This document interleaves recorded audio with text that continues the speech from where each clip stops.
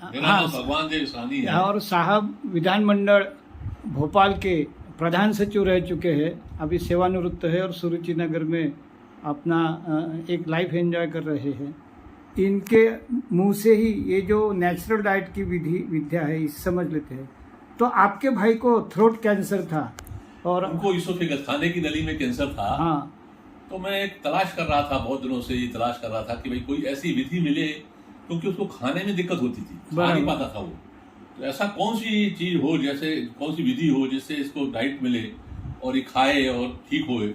तो अचानक मेरे एक बहुत दूर के रिलेशन है बिलासपुर छत्तीसगढ़ में। हाँ, तो वो उन्होंने बोला कि उनके रिलेशन है इधर देवास में। हाँ, वो डॉक्टर हैं, पेशे से डॉक्टर हैं, फिजिशियन है। उनको फायदा हुआ है, उनको कहीं से मालूम पड़ा था और उनको फायदा हुआ, तो उन्होंने उनको बताया। तो उन्होंने मुझको बताया कि आप उनसे बात करके इसका पता करिए, तपास करिए, और ये विधि ही बहुत अच्छी है, इससे काम हो जाएगा आपका, क्योंकि उसमें लिक्विड डाइट दी जाती है। तो मैंने पता किया, तो मैंने फिर चौहान साहब से बात किया मैं, तो मुझे लगा कि कुछ है इसमें। और नेचुरली जब बच्चा हमारा छोटा भाई, मतलब मेरा बेटा ही समझ लो हो गया, मुझे प्रेम था उससे, तो मैंने कहा कि भाई ठीक है, कोशिश तो करना चाहिए। क्योंकि मैंने बहुत सारे जगह दवाइयां पता करी, आयुर्वेद। पहले आपने टाटा वो कैंसर हॉस्पिटल भी चेक किए होंगे? सब चेक किया, सब कैंसर अस्पताल चेक किया।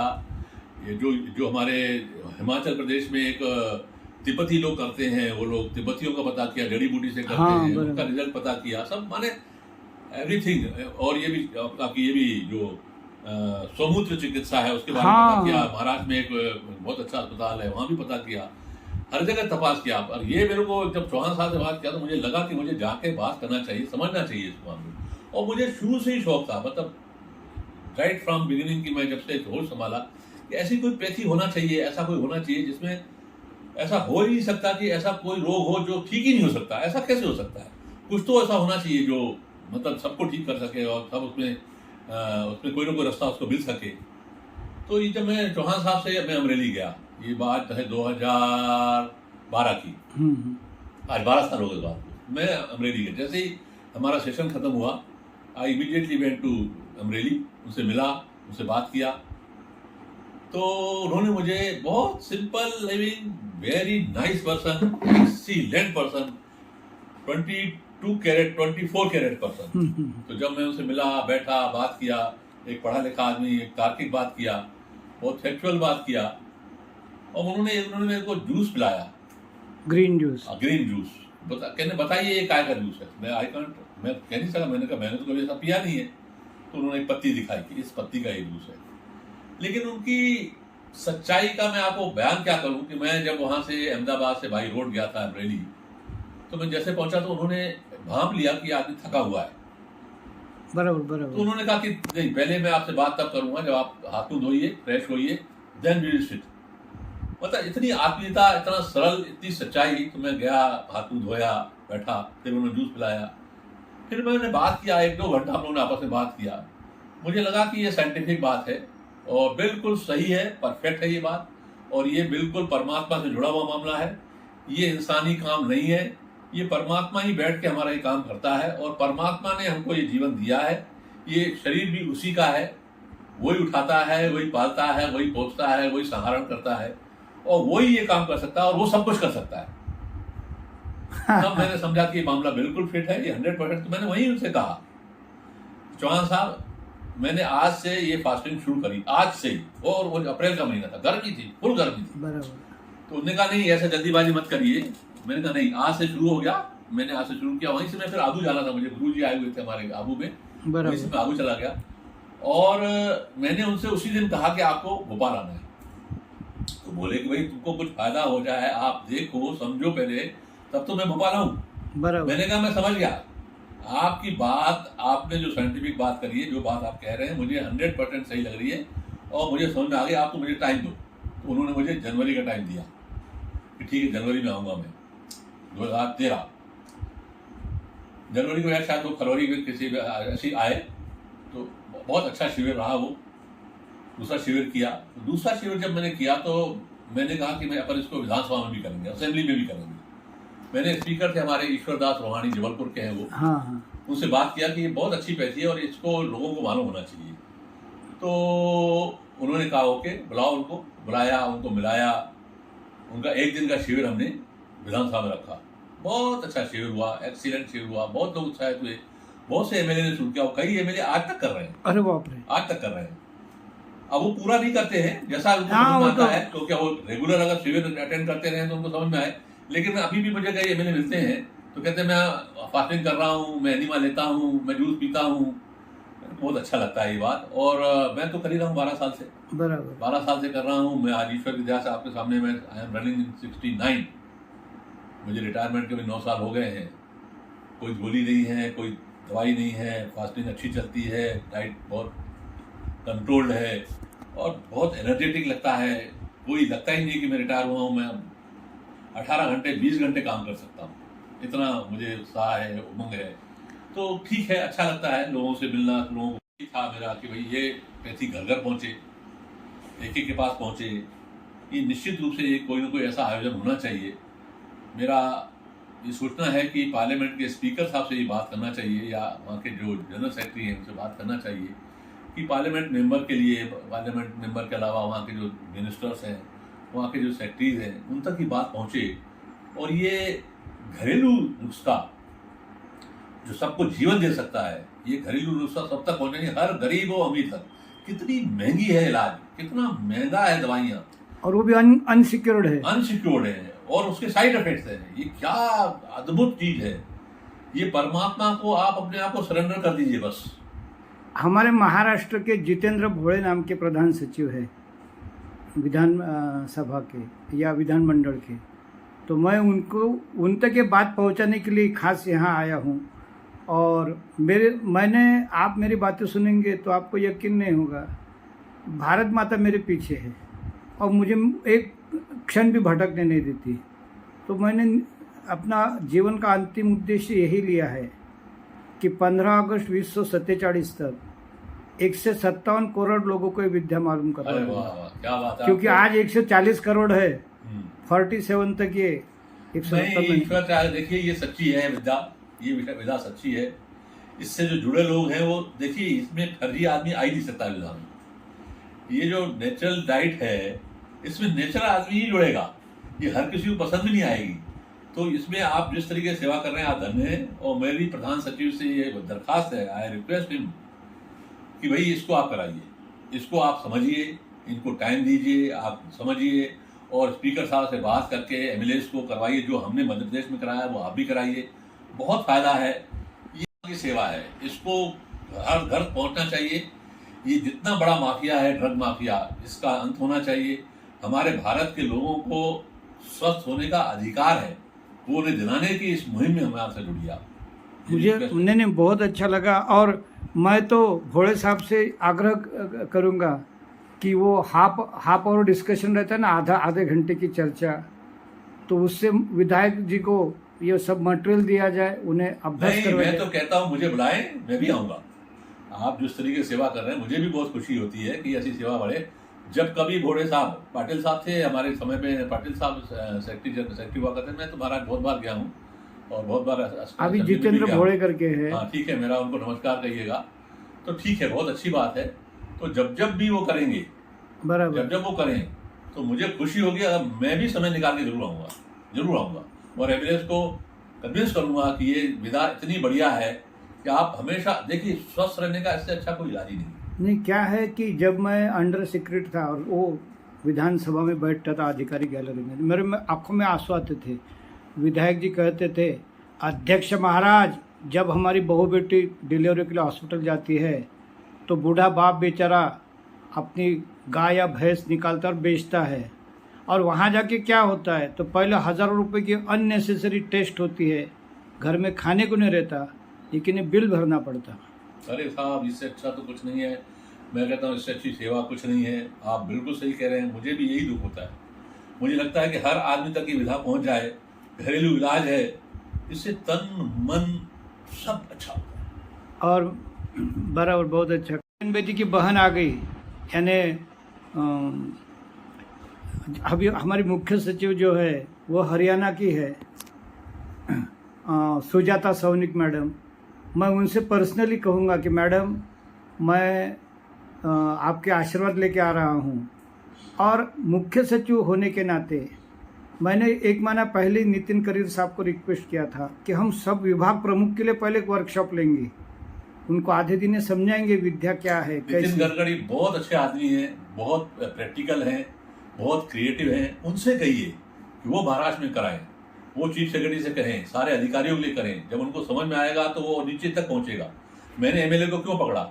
मैं एमएलए को इसलिए पकड़ना चाहता था कि ये गांव गांव पहुंचे, हर कॉन्स्टिट्यूंसी में ये विधा पहुंचे। बराबर। एमएलए स्वस्थ होगा, एमएलए जानेगा तो हर कॉन्स्टिट्यूंसी में फैलाएगा इस मामले को। तो ये इससे अच्छा कोई तरीका नहीं है कि एमएलए का ये शिविर हो, अधिकारियों का शिविर हो, सारे कलेक्टर्स को समझें, तो ये नीचे तक पहुंच जाएगा।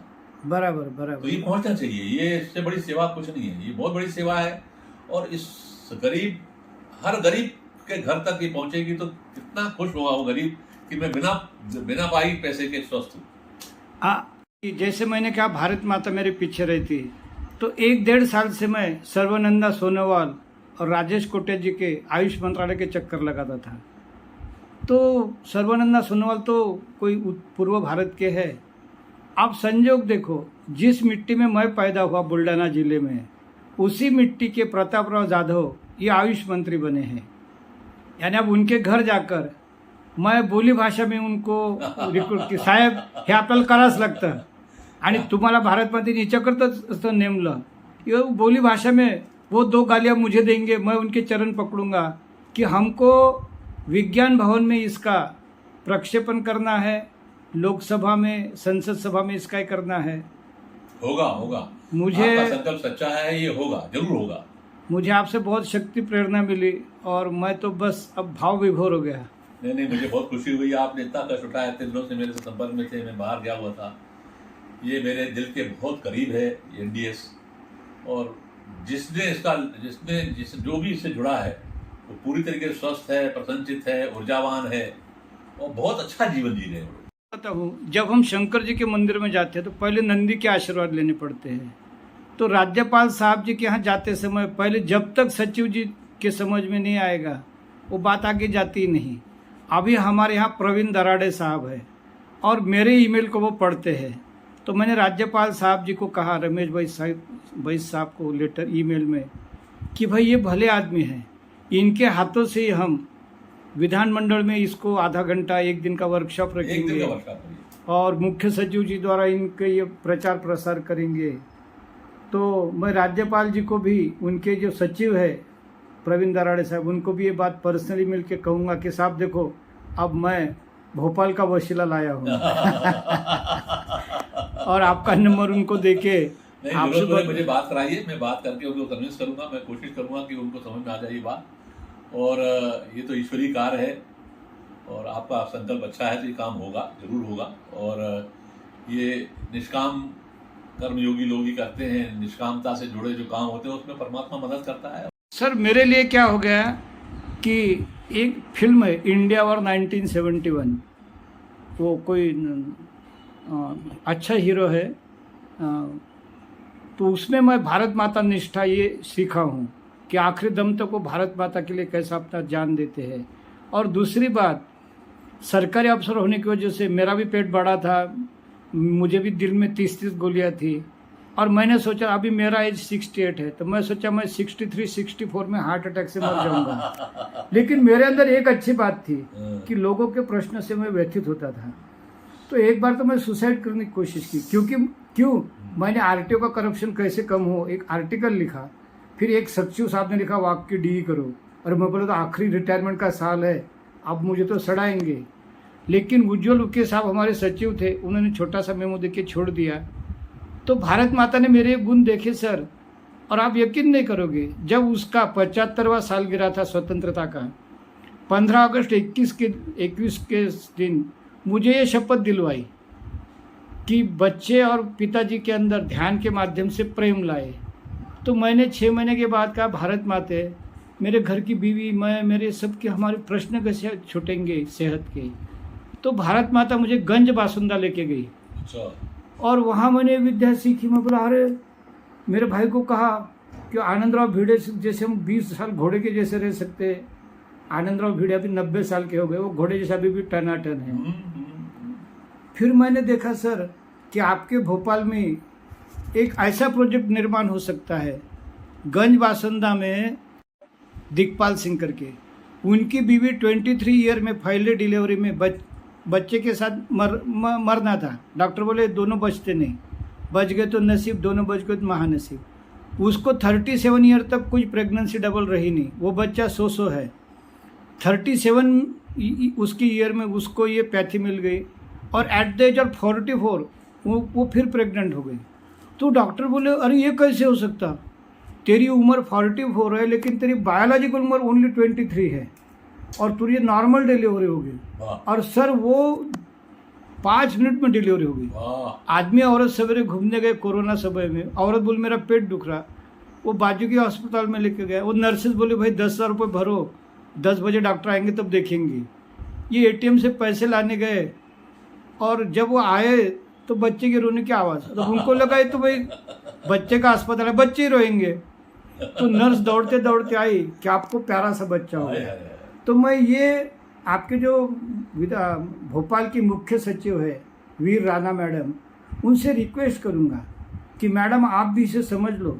मैं तो पूरे भारत में इसको कोशिश कर रहा, लेकिन स्पेसिफिक ये उदाहरण से हम भारत माता के लिए नॉर्मल डिलीवरी और मजबूत बच्चा ये पॉलिसी बना सकते हैं। सब कुछ है, मतलब इसमें सब कुछ, अब जुकाम से लेके कैंसर तक बराबर जो भी आपका देखिए, जब शरीर की ओवरऑलिंग हो गई, शरीर बिल्कुल साफ हो गया, बराबर, जब मल नहीं है, टॉक्सिन्स नहीं है, सारा टॉक्सिन निकल गए तो शरीर स्वस्थ है। कोई सी भी बीमारी, तो बीमारी क्या है, ये तो मैंने क्या कहा आपको, तन मन सब साफ और बिल्कुल आपका सोच बदल जाएगा, आपका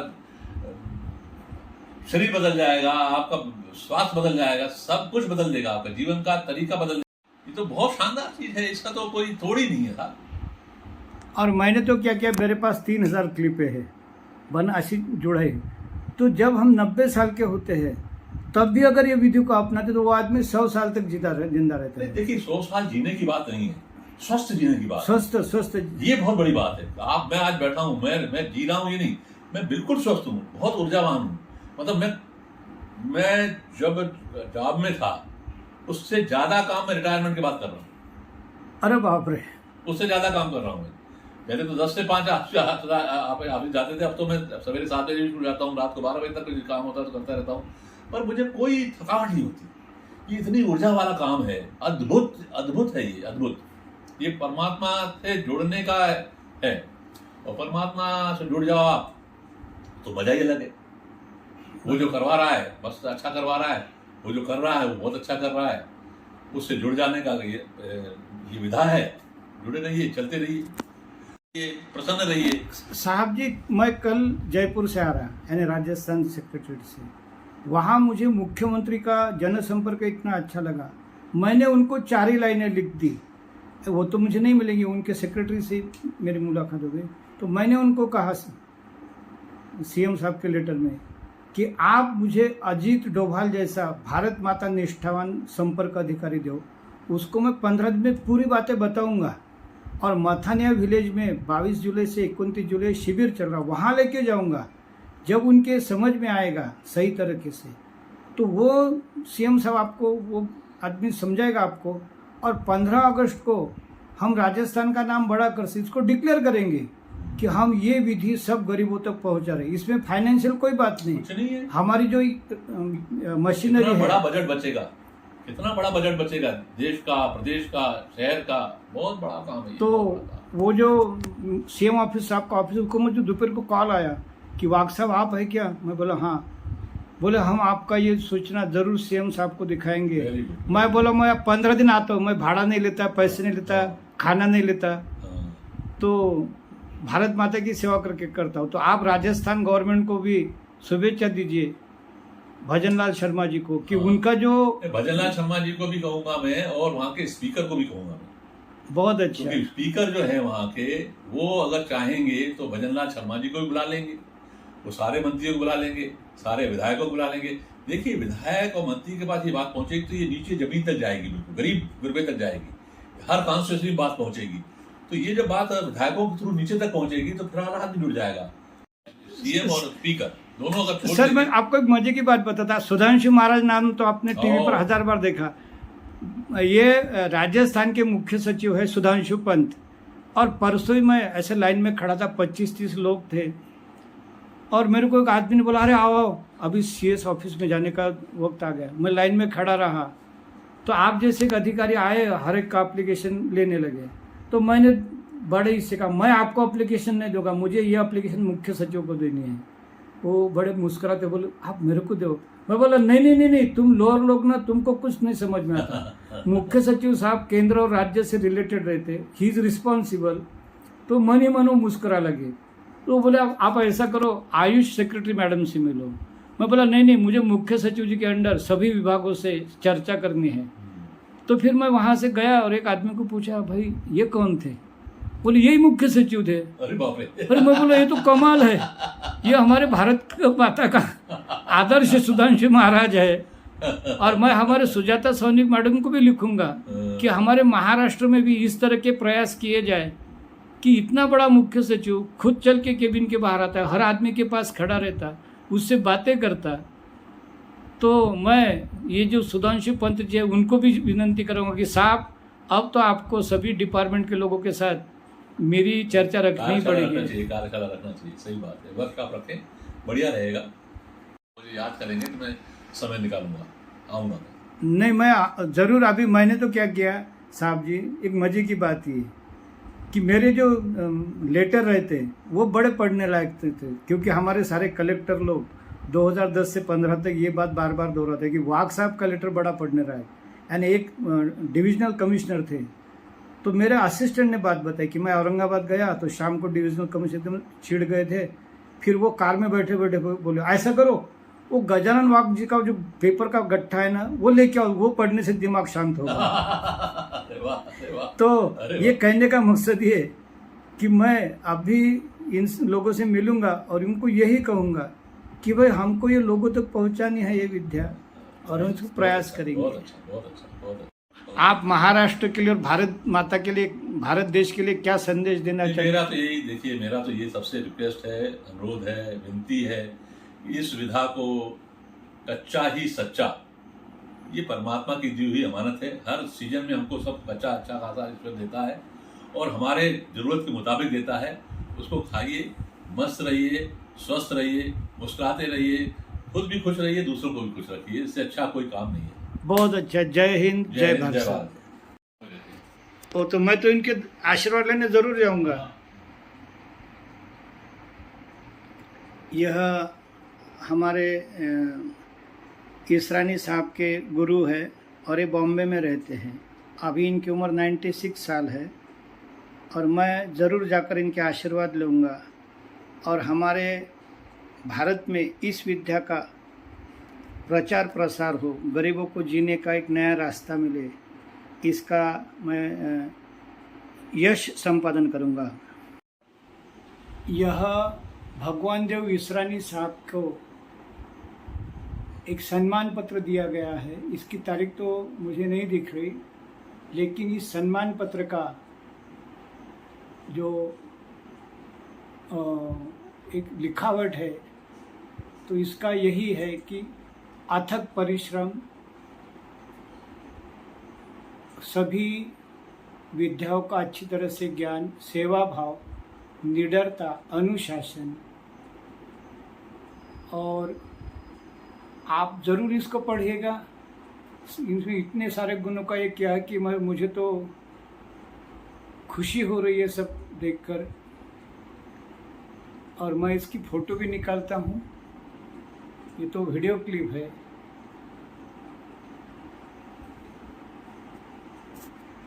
यह भगवान देव इसरानी साहब के स्वभाव का चित्रण यहाँ दिखता है कि वे श्रद्धा और आस्था के साथ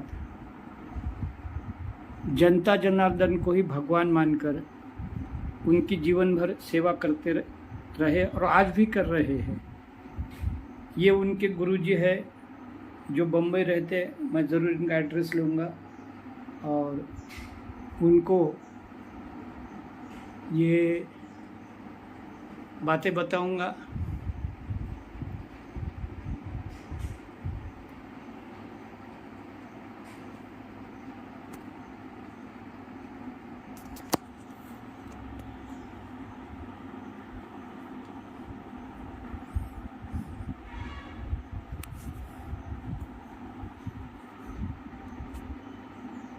फिर कहा था जो कुछ मिलना है सब। मैं ये कह रहा हूँ कि देखिए हमारा प्रयास अच्छा है, हमारा प्रयास होते रहना चाहिए, लेकिन ये जरूरी नहीं है कि हमारे प्रयास का फल उनको मिले ही मिले, और ये भी जरूरी नहीं है कि हमारा प्रयास सफल हो ही हो, क्योंकि सबके नसीब में सब कुछ नहीं होता। बराबर। जैसे एक शेर कहा गया है, किसी को मुकम्मल जहां नहीं मिलता, किसी को मुकम्मल जहां नहीं मिलता, किसी को जमी तो किसी को आसमान नहीं मिलता। गुरु नानक साहब ने कहा है, हुक्मे अंदर हर कोई, बाहर हुक्म न कोई, बराबर। नानक हुक्मे जे बुझे तो होमे कहे न कोई। सारी व्यवस्था जो है उसके हुक्म से चल रही है। अगर सब अच्छे हो जाए तो फिल्म कैसे बनेगी? फिल्म बनाने के लिए विलेन भी चाहिए, कोई हीरो भी चाहिए, कोई हीरोइन भी चाहिए, कोई भगाने वाला भी चाहिए, कोई पुलिस वाला भी चाहिए कि वो भगा के ले जाए, पुलिस वाला पकड़ के ले आए, तब उसकी शादी हो तो तालियां बजे। सब कुछ अच्छा थोड़ी हो सकता है। लेकिन सर तुम्हारा हमारा नाम प्रशासन है, हम कहते भाई इसी तरह रहोगे तो अच्छे रहोगे। हमारा काम है, देखिए हमारा अच्छी बात फैलाना, अच्छा काम करना, हाँ। हमारा फर्ज है। हम अपना काम नहीं छोड़ेंगे, बराबर। लेकिन जरूरी नहीं है कि हमारी अच्छी बात को वो आदमी स्वीकार करे। उसका समय जब बना होगा, वो तो है। जब बनेगा, जैसा बनेगा वैसा ही होगा। हर चीज का समय बना पड़ा है, लेकिन तो हमको अपना प्रयास नहीं छोड़ना। हाँ, ये बिल्कुल सच बात है। मेरा भी यही कहना है। हाँ, लेकिन हम सोचें कि साहब ये जो विपक्षना है सबको मिल जाए, ये जो एनडीए है वो सबको मिल जाए, नहीं मिलेगा। जिसके पास लिखी होगी, जब लिखी होगी तब होगी। अब मुझे क्या पढ़ा था, मुझे क्या पढ़ा था कि एक अफसर आदमी अच्छा खासा एक लिक्विड डाइट को समझने के लिए अमरेली जा रहा है। कौन ने कहा? ये किसने मुझको विवेक जागृत किया? ये किसने प्रेरणा दी मुझे? और इतने हाई लेवल के आप और चले गए, मिल आए, और वो बात हमने आगे बढ़ा दी। शिविर हो गए। आज हमारे भोपाल में आरोग्य धाम है, बैरागढ़ में, संत नगर में, वो हर दिन मतलब वहाँ कंटिन्यूसली शुरू हो गया, कंटिन्यूस चल रहा है वो। और धरती बेन आती है, कभी चौहान साहब आते हैं, चल रहा है। मुझे एक बीच पड़ गया। मुझे उसका एड्रेस दो, मैं शनिवार को उस संस्था को भेंट देने जरूर जाइए, आप वहाँ जाइए, बिल्कुल जाइए। अच्छा है, बहुत अच्छा है। क्योंकि मैंने गंगाराम संस्था ऐसा नाम सुना था। नहीं, हृदयराम, संत हृदयराम जी थे, उन्होंने आरोग्य धाम करके है, वहाँ पे ये नेचुरोपैथी का था, नेचुरोपैथी के साथ उन्होंने इसको भी जोड़ दिया, और उनके पास कमरे भी हैं, रेसिडेंशियल है पूरा, और बहुत अच्छा काम चल रहा है। और एडवांस बुकिंग होती है, 3-3 महीने की एडवांस बुकिंग होती है। इतना अच्छा चल शुरू हो गया। मैं शनिवार को उसके वो कैंपस को देखने हेतु जाता हूँ। जरूर जाइए। आप एक कागज पे मुझे बराबर एड्रेस में दीजिए। Thank you sir, thank you. अब सेवा सम्मेलन कहो या कच्चा खाना कहो, यह यशस्वी शिविर विधान भवन भोपाल में 2014 में सफल हुआ। इसके बहुत प्रचार प्रसार हुआ, लेकिन उस वक्त यूट्यूब नहीं था, इसलिए यह बात आम लोगों तक नहीं पहुंची।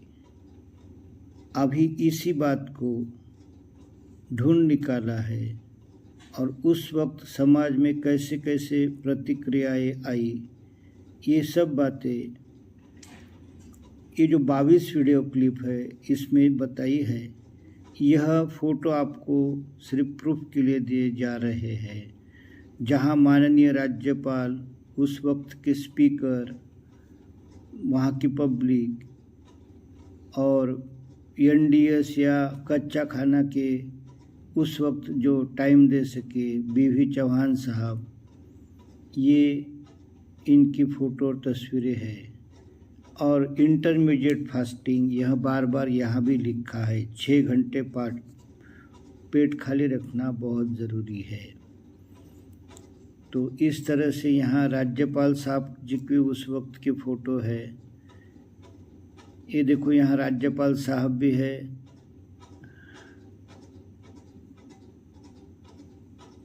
जो उन्हें बख्शिश दे रहे हैं, सम्मानित कर रहे हैं। हमारे यहाँ प्रवीण दराड़े साहब है, और मेरे ईमेल को वो पढ़ते हैं। तो मैंने राज्यपाल साहब जी को कहा, रमेश भाई साहब को लेटर ईमेल में, कि भाई ये भले आदमी हैं, इनके हाथों से ही हम विधानमंडल में इसको आधा घंटा 1 दिन का वर्कशॉप रखेंगे, और मुख्य सचिव जी द्वारा इनके ये प्रचार प्रसार करेंगे।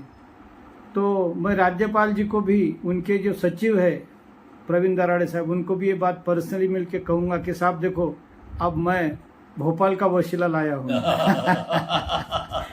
और आपका नंबर उनको देके नहीं, आपसे जरूरत है, बात- मुझे बात कराइए, मैं बात करके उनको कन्विंस करूंगा, मैं कोशिश करूंगा कि उनको समझ में आ जाए ये बात। और ये तो ईश्वरीय कार्य है, और आपका संकल्प अच्छा है तो ये काम होगा, जरूर होगा। और ये निष्काम कर्मयोगी लोग ही करते हैं, निष्कामता से जुड़े जो काम होते हैं उसमें परमात्मा मदद करता है।